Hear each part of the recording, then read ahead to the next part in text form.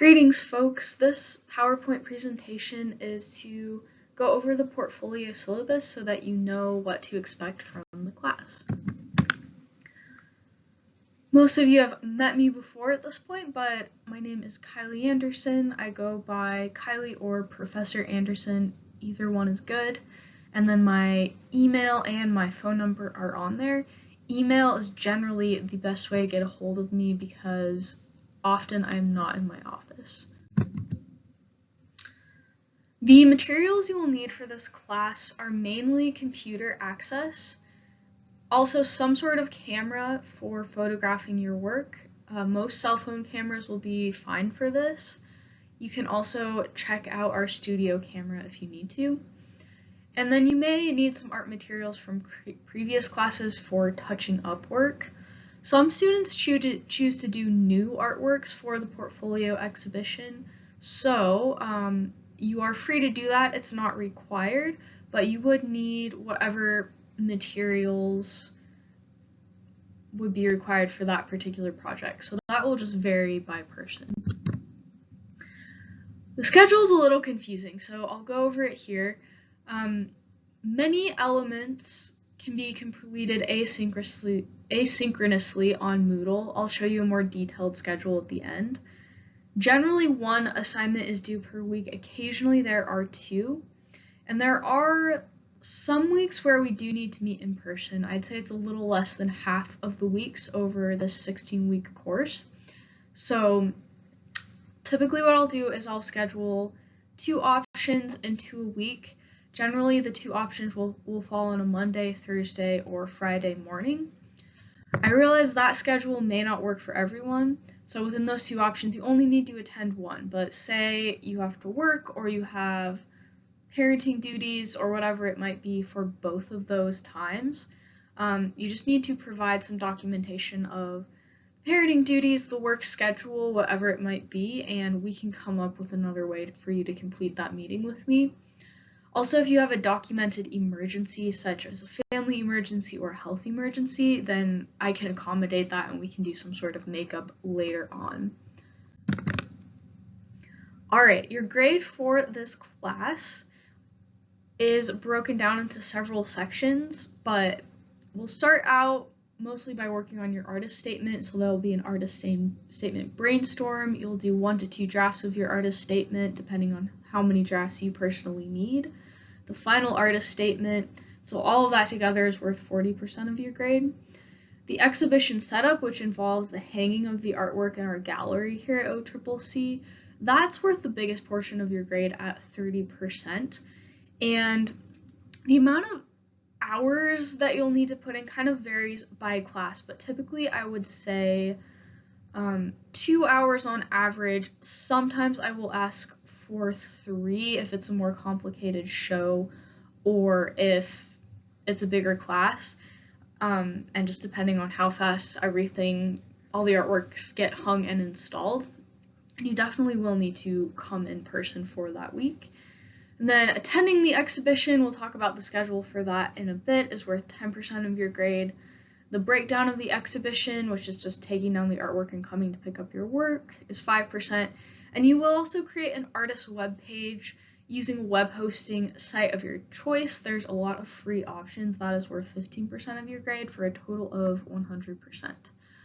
I do update grades pretty regularly in Moodle, so keep an eye on your overall grade just to make sure you didn't forget anything and that nothing is surprising you. My late policy for most items will be that they can be 10% off until the last class of the semester. There are some time-sensitive assignments in this class, such as gallery setup needs to be done before the opening of the exhibition, and I also need your labels a little bit of time before the opening of the exhibition so we can hang them. So certain things you can't make up after a certain point unless there was some sort of extreme documented emergency, just because they are time sensitive. For excused absences and extensions, the main thing is to provide me with documentation, and that can be anything from a doctor's note, counselor's note, obituary, documentation of car troubles, or really whatever else you can think of. Some types of documentation I'm required to accept by the school, other types I may choose to accept if I think it's reasonable. Another form of documentation would be accommodations for pregnancy and parenting or disability through the school that ask me to be flexible with that student if they're absent at times. If you are interested in applying for accommodations, I'll talk more about how to do that later. Generally, I try to give each student one break at some point in the semester. So if you just have a day where you're really feeling it and you need to take a day off, or a day where you're sick but not necessarily sick enough to go to the doctor, I will, especially if you've been consistent before that, generally give you kind of one freebie through the semester. That's not an official thing, but just keep in mind that you can ask for that if it's a one-time short duration thing. When it comes to my communication and grading timelines, I respond to emails within 1 to 2 business days. I generally don't check email on the weekend. I grade assignments within 1 to 2 weeks, usually earlier, but 2 weeks would be the maximum time. Except for late assignments, those may take me longer to grade, so if you submit something late, be sure to email me a reminder, 1, so that I know it's there, 2, so that I'll grade it sooner rather than later. Keep an eye on your grades in Moodle. If you notice something that looks like a mistake, just let me know. There are some strange glitches with Moodle that have come up, or just situations where I put a number in wrong. So let me know, that way I can double check it and get your grade updated. And also keep in mind that if something happens on my end that has put us behind or that caused me to need to cancel a session, whatever it might be, I'll adjust later on for that situation to make it fair for students. So just don't stress about it if it's something on my end. Just kind of stay tuned for what the makeup plan is. When it comes to technology use, I am fine with you listening to headphones during work times. Say, example, if you're working in the gallery painting something and you want to listen to headphones, just make sure if we're doing a group meeting or something of that kind that you turn headphones off and take them out. The only exception for that would be occasionally I do get a student with a disability accommodation where they can wear headphones. In that case, just be sure to send me that accommodation so that I know what the reason is. Also, if we are having a meeting and you need to take an emergency phone call or send an emergency text, please step out for that, just to prevent other folks from getting distracted. Alright, I won't go over the OCCC policies in depth because they are quite detailed, but I'll give you guys the important points. First one is to send me any disability or pregnancy parenting accommodations that you have as soon as possible. The sooner I know about these, the more I can do for you throughout the semester. So that's not to say you can't send them in the middle of the semester, you certainly still can, but I think you'll get the most use out of them if you send them right away. And I'm not necessarily always able to go back to previous things and give you those same accommodations. So the sooner you send them, the better, even if you think you might not need them at all. If you would like to apply for pregnancy or parenting accommodations, there's a link there where you can start that process. Or if you'd like to apply for disability accommodations, there's also a link there where you can get that process started. And just do it as soon as you can. Once again, I know these things can take a little bit of time, but if you think it would help you, jump into that as soon as you can. I am a mandatory reporter, so this means any sort of crimes, abuse, or suicidal ideation that a student were to tell me about, I am required to report to the school or to call 911 or OCCC PD if the student is in immediate danger. For the most part, mandatory reporting, if it's something less concerning or something that the school can take more time on, not a 911 situation, the student will just receive resources from the school to help them, and it's not required that you use those resources. It's just so that you know it's there so that it can help you better access education. So most of the time, mandatory reporting can be a really positive thing. that is meant to help students, but just do keep in mind that information you share with me related to crimes, abuse of you or anyone else, or suicidal ideation is not confidential, that I am required to report that to the school. One other thing to note is that I can also refer you to any school services you may need upon request. So if there's something that you don't want to talk to me about, you don't want me to mandatory report about, but you would like me to refer you to counseling, I can definitely do that, and then they'll reach out to you. So that's another great option as a way to get help. This is a fairly comprehensive list of OCCC phone numbers, so I've got Moodle Help or CLT, a number on there. That's a great one to have in your phone. Moodle does some weird things sometimes, and they are great at fixing the problem almost right away. They can log in as you and take a look at exactly what you're seeing in a way that I can't. So Moodle Help number, great to have. Help Desk, also great to have, especially if you get locked out of your account. Help Desk is essentially our ITS. And they can help with any other non-Moodle technology related issues, as well as you getting back into your account if you get locked out. Student accessibility and support is on there. That is the number you would call to get started on disability accommodations.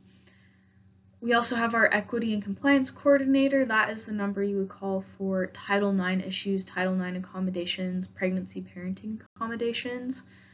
Our counseling service number is on there. We have free counseling for students. We also have OCCC Police, Food Pantry, and Closed Closet. Food Pantry and Closed Closet are both free for student use. You will just need to check those numbers, call those numbers, or you can also use links on this page to see what their hours are. There's a few other good links on this page. The first one is some resources for utility and rent support in our area. If you are struggling to pay utilities or rent, check that out. I don't know how up to date it is, but it's a good place to start. We also have something new that is called Timely Care, and it's essentially student-free healthcare. It can be both physical health and mental health services, and there's a link there, and it is completely free. You don't have to have health insurance, you just need to be an OCCC student. And I would highly recommend trying that out if you have healthcare needs. I know they can't do everything because it is virtual, but it's a great place to start. Then we've got the Food Pantry, Closed Closet, and then one last link for academic forgiveness. We have several different kinds of academic forgiveness. If you end up getting some low grades on your transcript, you had some adverse circumstances, or you just had a bad semester and maybe you want a second chance, I would highly recommend looking into academic forgiveness, which is linked here. Okay, just a few notes on the class schedule. First off, it may change if the availability of the gallery changes or something changes with the class, so this is just a tentative schedule. I'll keep you updated if it changes. Check your email regularly for this class because I do communicate quite a bit through email. Weeks where we meet in person are in red, or where you'll need to come into the school in person are in red on the syllabus schedule to help you plan. I don't have specific dates on this schedule, but there are specific dates in Moodle. So if you look at the sidebar of Moodle, each section of assignments is divided into 1 week, and then it has kind of which week that is and when the things are due within that week. So you can figure out, what's week 1, week 2, week 3 with the current dates of this semester. So for the first 8 weeks, weeks 5 and 6 are the main ones that you'll need to come in person. Everything else can be done asynchronously. And you can see we kind of start with the artist statement. We do some research and start writing the artist statement. And then we'll do some group reviews and sort of get-togethers, taking a look at our artist statements. The final draft of the artist statement is due week 6. And then photo room reservations start week 6 as well. And I highly recommend you come to the school and use the photo room at the school to document your artwork. So you'll need these professional, really nice photos of your artwork in order to make your web page portfolio later on. So I highly recommend you come to the school, although I do include directions in Moodle for how to take high quality pictures of your artworks at home. It's just a lot harder, and I think ends up taking a lot more time. For the second 8 weeks, we'll focus more on installing the exhibition in the Inasmuch Gallery, which is just right down the hall from the OCCC Art Studios. We'll start by doing a group critique, so everyone will bring their 10-piece portfolio, a minimum of 10 pieces. You can bring in more, but your best 10 pieces. A lot of people ask how many of these pieces need to be from class, how many need to be your personal pieces. Generally, I request 7 in-class pieces, 3 personal pieces, but that is flexible, so if you feel like you have 5 high-quality in-class pieces and then 5 personal pieces, and that's the best representation of your work, that's also fine, but you will need 10. So if you don't have 10, consider ways that you can add a few more pieces to your portfolio. And those pieces can be anything: 2-dimensional work, 3-dimensional work, ceramics, photography. We can't always accommodate digital or video work, but we could try if that is something that you've got and that you are interested in exhibiting. So that is week 9. You'll bring in all your artwork, and then week 10 and 11 is when we'll be working on installing the exhibition. So it'll be 2 to 3 hours of work per student over the course of those 2 weeks. There should be 4 or 5 different sessions you can choose from if you want to do 2 sessions of 1.5 hours or 1 session of 2 to 3 hours. Any of that could work. So it's fairly flexible, but if you work 9 to 5 every day, we will need to come up with an alternative for you. And I am the one who curates the exhibition, so basically you bring me your 10 best works, and then I choose what I think are the strongest ones. We'll discuss it together as a class as well, but I get final say on what are the strongest ones and also what I think goes together within the exhibition. And anything that you are interested in including in the exhibition does need to be completed by week 9 or close to completed, and then completely completed by week 10 at the latest. And then label information will be due. That is time sensitive. We'll complete the installation of the exhibition, and then generally the opening of the exhibition is the Thursday before Thanksgiving break, so that Thursday evening from 6 to 8 p.m. That can vary a little bit, but I will keep you guys updated well ahead of time as to when that is, because I really would like everyone to be there. It's a fun celebration. Generally, we have food, invite friends, family, people from the communities. It's meant to be a community event. And it's just a really fun celebratory night. And it's also a time when you guys get to introduce yourselves to everyone. You'll have the option to try and sell artworks. So being there is really important. If you absolutely couldn't make it, we probably could come up with an alternative, but let's try to have everyone be there. Then we'll have Thanksgiving break. After Thanksgiving break, that exhibition will continue to be installed and open to the public. And then that last week before the semester ends is when we'll break down the exhibition, clean up the gallery, and everyone will come pick up their artworks. That doesn't take a ton of work. That's usually 1 hour of work per student, so a lot less labor intensive than the entire installing of the exhibition. All right. So just some important notes that this is a summary of the syllabus. You'll want to take a look at the full syllabus PDF for more details, especially if you want more details on how I grade things and full OCCC policies, like if you want a full breakdown of the pregnancy and parenting policy or of the disabilities policy, that sort of thing, that can be found in the main syllabus. So hopefully this answered most of your questions. But if you do have any other questions, please email me and I will get back to you as soon as I can and clear up anything that's confusing. Okay, I'll see you guys later.